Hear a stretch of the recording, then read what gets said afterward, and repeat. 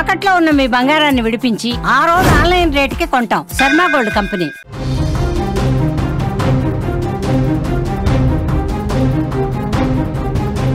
ఇవాళ అర్ధరాత్రి నుంచి కొత్త జీఎస్టీ రేట్లు అమలు కాబోతున్నాయి. 4 స్లాబుల స్థానంలో ఇక నుంచి 2 మాత్రమే రాబోతున్నాయి. ఇప్పటికే కార్ల ధరలను కంపెనీలు తగ్గించేశాయి. దాదాపు ₹1,00,000 వరకు ధరలు తగ్గాయి. మరొక పక్క 10% వరకు టీవీల ధరలు కూడా తగ్గబోతున్నాయి. కొత్త జీఎస్టీతో నిత్యావసర సామాగ్రి ధరలు భారీగా తగ్గబోతున్నాయి.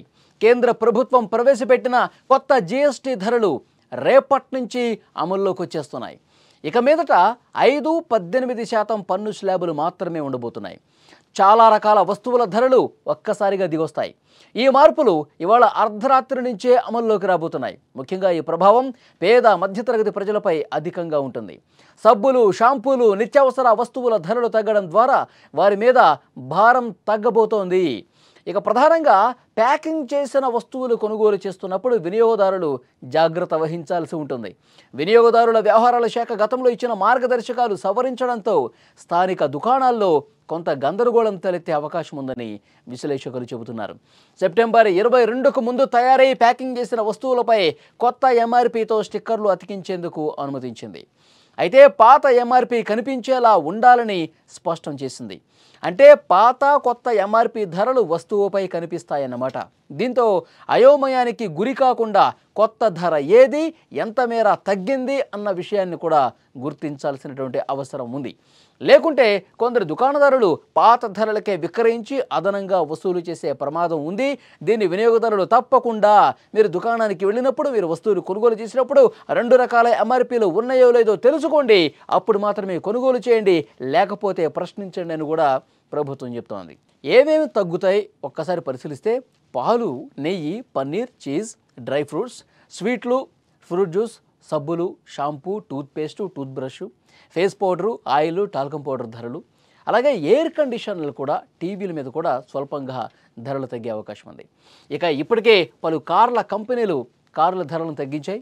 దాదాపు 50,000 నుంచి ₹1,00,000 వరకు మారుతి, మహీంద్రా, కియా, స్కోడా కార్లు ధరలు తగ్గాయి. వాటితో పాటు టెక్స్టైల్స్, షూస్ ధరలు కూడా తగ్గినట్టుగా మనకు అర్థమవుతోంది. ఇవాల్టి నుంచే ఇవన్నీ కూడా అమల్లోకి వస్తున్నాయి. నిత్యావసర వస్తువుల ధరలు దాదాపు చాలా వరకు తగ్గడంతో ముఖ్యంగా పేద మధ్యతరగతి ప్రజలకు ఒక ఊరట కలిగే అంశం. ఎప్పుడైతే కేంద్ర ప్రభుత్వం ఒక ప్రకటన చేసిందో ఈ జీఎస్టీ కేవలం 2 స్లాబులు మాత్రమే, పేద మధ్యతరగతి ప్రజల కోసం వాళ్ళు ప్రతి నెల కూడా వాళ్ళు ఖర్చు పెట్టే నిత్యావసర వస్తువులకు సంబంధించి చాలా అంటే చాలా వాళ్ళకి భారం తగ్గి ఉపశమనం కలిగి, మళ్ళీ ఒకవైపు ధరలు తగ్గితే పేద ప్రజలకి ఎంత ఉపయోగం కలుగుతుందో ప్రభుత్వానికి కూడా, దేశానికి కూడా దీనివల్ల అంతే ఉపయోగం కలగబోతోంది. ఎందుకంటే మార్కెట్లో ఇవి ఎక్కువ కూడా సామర్థ్యం పెంచుతారన్నమాట. పేద మధ్యతరగతి ప్రజల సామర్థ్యం, కొనుగోలు సామర్థ్యం పెరిగితే అది దేశానికి ఉపయోగకరం అని చాలా స్పష్టంగా చెప్తున్నటువంటి సిచ్యువేషన్ ఉంది.